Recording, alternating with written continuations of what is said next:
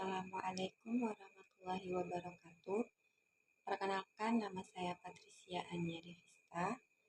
Dengan NIM 20123016-2, saya di sini akan menjelaskan tentang lafaz dari segi penggunaannya, yaitu sarih, kinayah, dan takwil. Baik, selanjutnya yaitu yang pertama, sarih. Di sini dari para ulama usul fikih membagi lafaz berdasarkan tingkat kejelasan maknanya saat digunakan dalam pembicaraan, yaitu ada sarih, kinayah, dan takwil.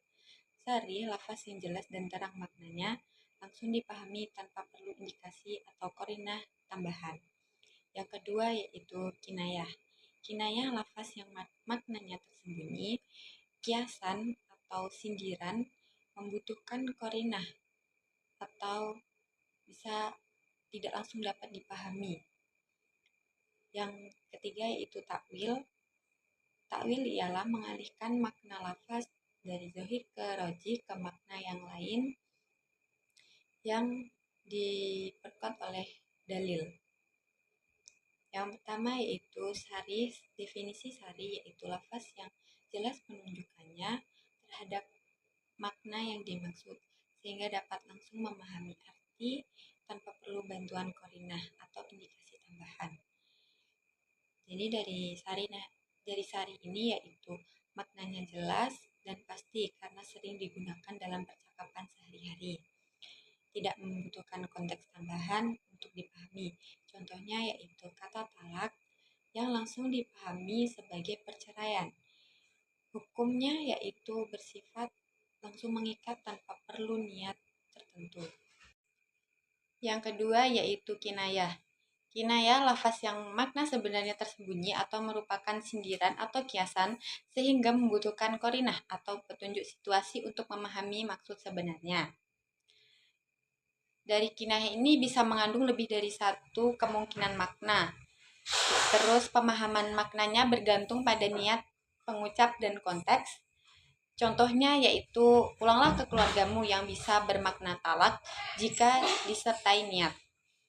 Dan hukum yang timbul memerlukan kejelasan niat pelaku ucapan. Yang ketiga yaitu takwil. Takwil yaitu mengalihkan makna suatu lafaz dari makna zahir yang lebih kuat atau rajih kepada marjuh karena adanya dalil yang menguatkan pengalihan tersebut. Dilakukan oleh mujtahid berdasarkan dalil yang kuat, berbeda dengan tafsir biasa karena melibatkan ijtihad mendalam. Contohnya yaitu al-bai' atau jual beli yang ditakwil mencakup transaksi serupa lainnya. Takwil yang sharih harus didukung dalil kuat. Jika tidak disebut takwil fasid. Dari ketiga tersebut ada perbandingan singkat yaitu dari sari, kinayah, dan takwil. Dari sari yaitu jelas, langsung, kinayah tersembunyi, dan takwil makna dialihkan dengan dalil. Dan sari itu butuh qarinah, tidak butuh qarinah. Kalau kinayah yaitu perlu qarinah dan takwil perlu dalil yang kuat. Dari pelaku sari yaitu setiap penutur, kinayah setiap penutur memerlukan niat, dan takwil ahli ijtihad. Dan sifat hukum dari sari yaitu mengikat langsung, dan kinayah itu bergantung pada niat, dan takwil bergantung kekuatan dalil.